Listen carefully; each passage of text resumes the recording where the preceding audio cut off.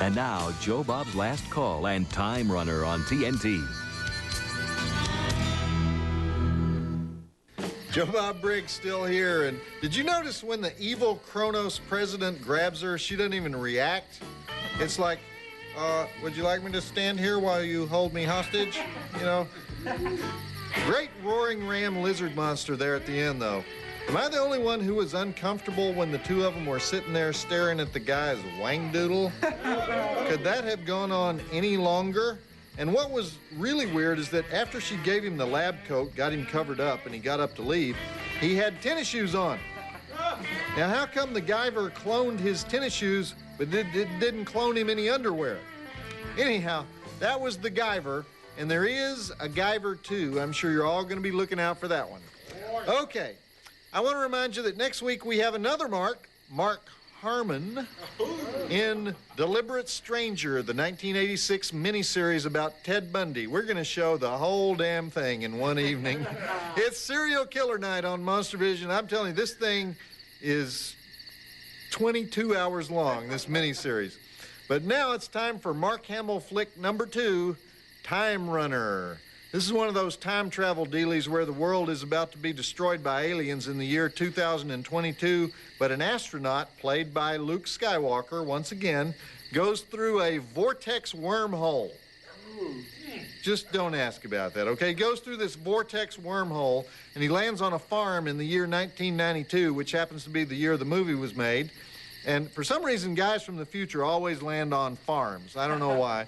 And he's a little discombobulated because it's one day before the day he was born. And he has to figure out what to do to save the Earth from being destroyed 30 years from now, which is not 30 years from now for him. It's today. But he has to act like he doesn't know what's going to happen in 30 years. And some of the people he meets are aliens also, but you can't tell which ones because they can disguise themselves as sensitive human beings.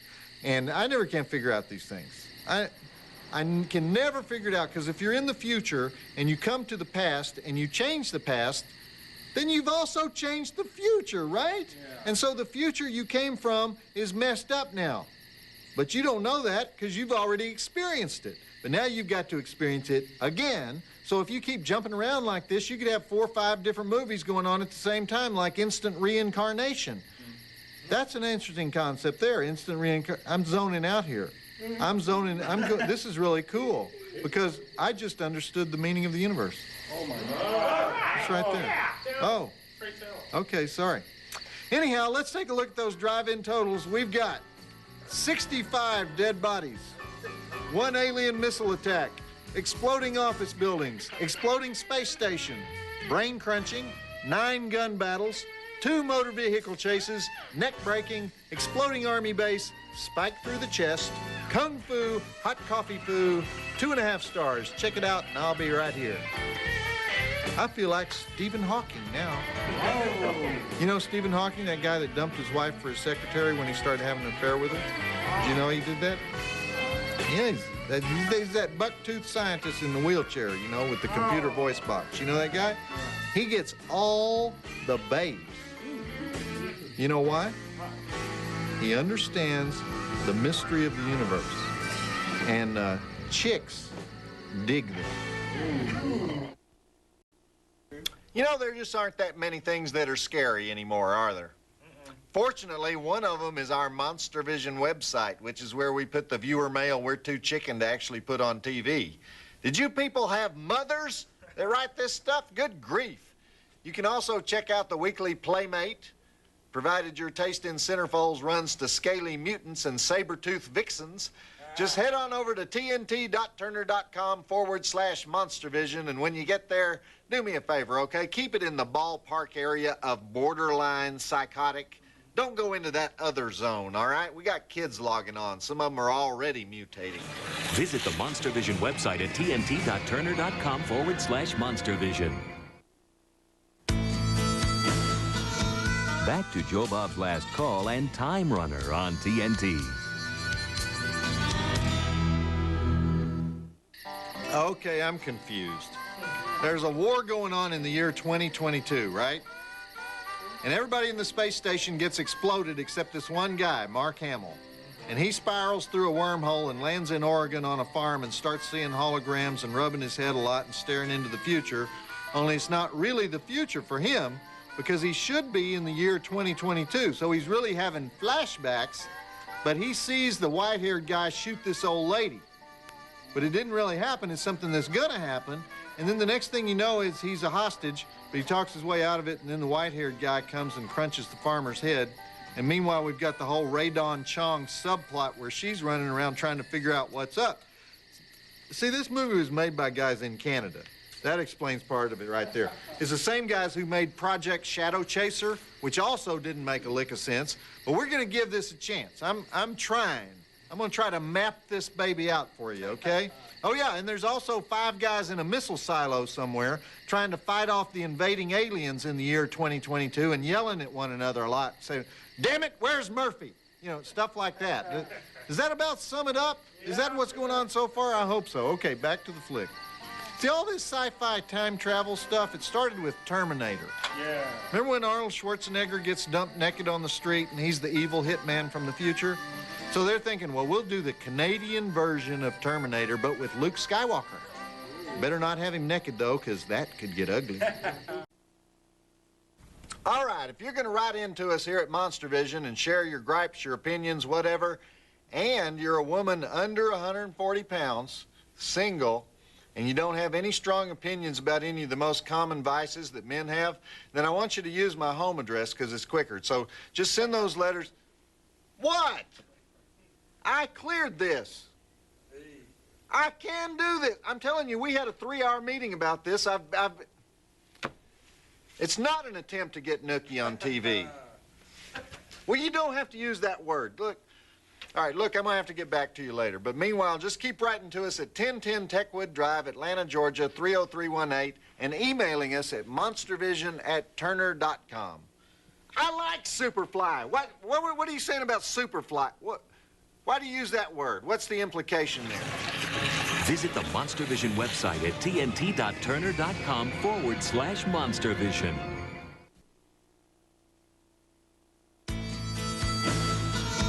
Back to Joe Bob's Last Call and Time Runner on TNT. Doesn't Mark Hamill look like he just got over a 3-day drunk in this movie? No wonder he's been hiding out in voiceover work. But he does turn up every few years in these B movies. I thought maybe he'd get better pictures when they re-released Star Wars, because I think he's pretty good. But he kind of disappears for long periods of time, and then he turns up as the time-traveling astronaut in a Canadian sci-fi cheapie. So, my kind of actor. Okay, Rae-Dawn Chong is one of them. Is she setting Mark up or not? Let's find out in the movie that's always on the verge of making sense, Time Runner. And they did another one of those hologram dealies where he sees his future. I hate those things. I hate flashbacks. Even though that's not a flashback, that's a flash forward. But it's a flash forward within a flashback, which makes it doubly obnoxious, because you're starting at point A, then you're flashing back to point B, then flashing forward, I guess, to point C, which is somewhere between point A and point B, and then you flash back from the flash forward to point B again to go back to where you were before the flash forward so you can continue to point A without passing through point C, because point C is something so awful that he's going to try to avoid it. So you take the square of the hypotenuse and it equals Mark Hamill mumbling a lot. Does that about sum it up? What did I just say? You know what's scary? I know what I just said. Joe Bob doesn't get nearly as much hate mail as people think he gets. I know because I'm Rusty, the MonsterVision mail girl, and most of the letters I see are almost positive. I'm not counting the ones from TNT programming executives, because that's really not mail. Those are memos. Anyway, I do see your letters, and I do love every one of them. So come visit us at the MonsterVision website at tnt.turner.com/MonsterVision, or contact us the old-fashioned way at 1010 Techwood Drive, Atlanta, Georgia, 30318. You can even email us at monstervision@turner.com. Try to avoid phrases like lame, no-talent donkeys behind. You can't imagine how Joe Bob overreacts to those. See Rusty deliver the MonsterVision fan mail to Joe Bob Briggs every Saturday night on TNT.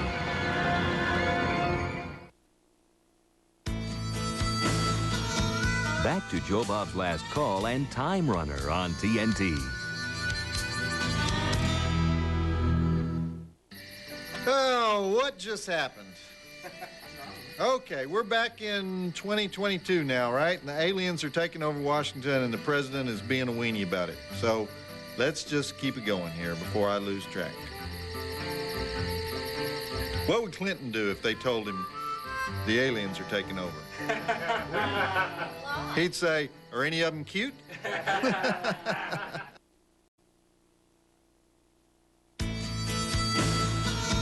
Back to Joe Bob's Last Call and Time Runner on TNT.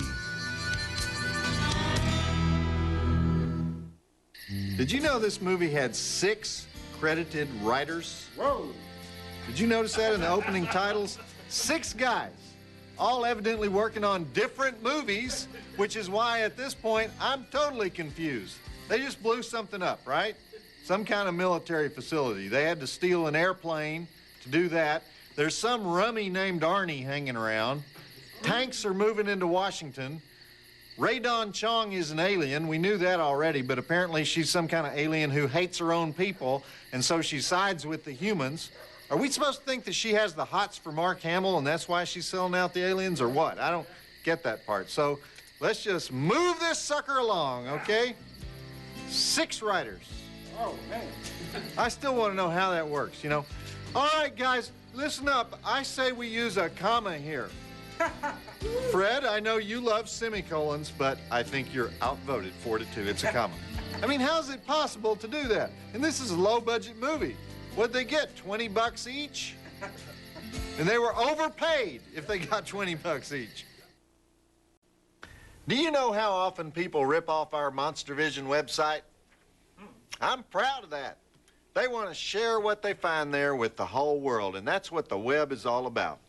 Of course, we get the TNT lawyers to hunt them down like dogs, but you don't know what you're missing if you haven't been to the site lately. Not just the weird beard mail, not just the Playmate stuff, not just the transcripts and the downloadable photos, but we're adding new stuff all the time, new stuff to steal, so we can sue their butts. Check it out at the tnt.turner.com/MonsterVision. We don't really sue them. We get a couple of grease monkeys to rough them up a little bit. Visit the MonsterVision website at tnt.turner.com/MonsterVision. Back to Joe Bob's Last Call and Time Runner on TNT.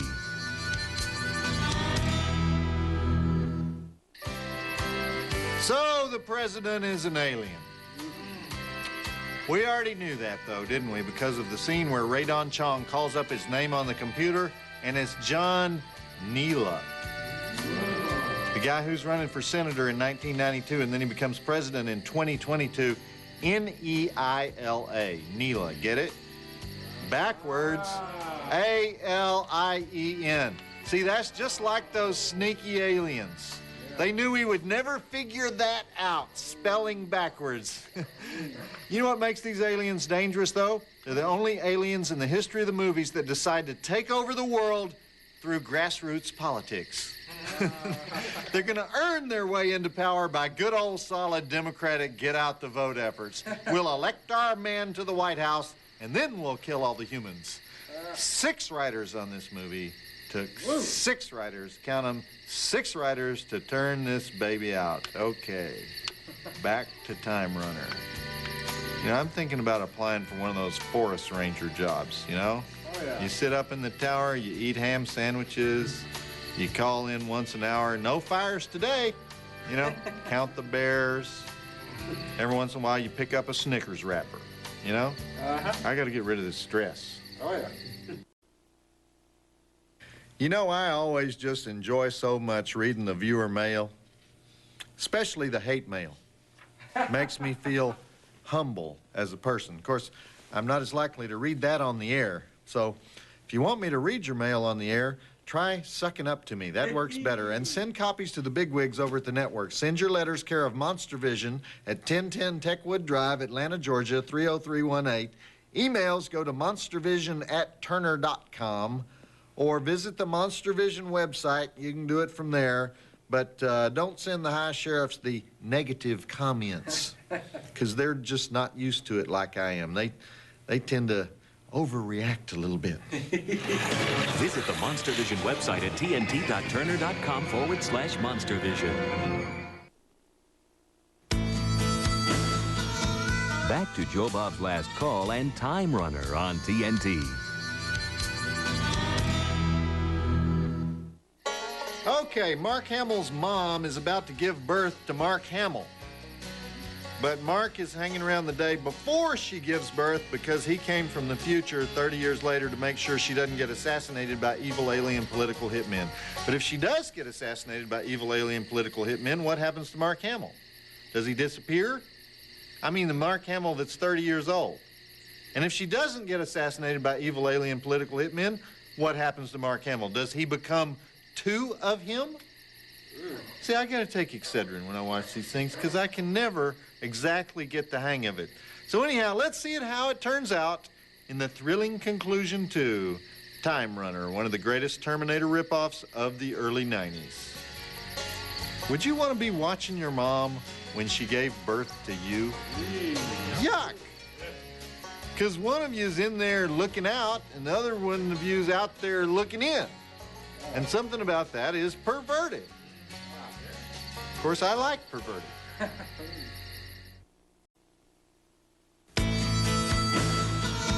Back to Joe Bob's Last Call and Time Runner on TNT.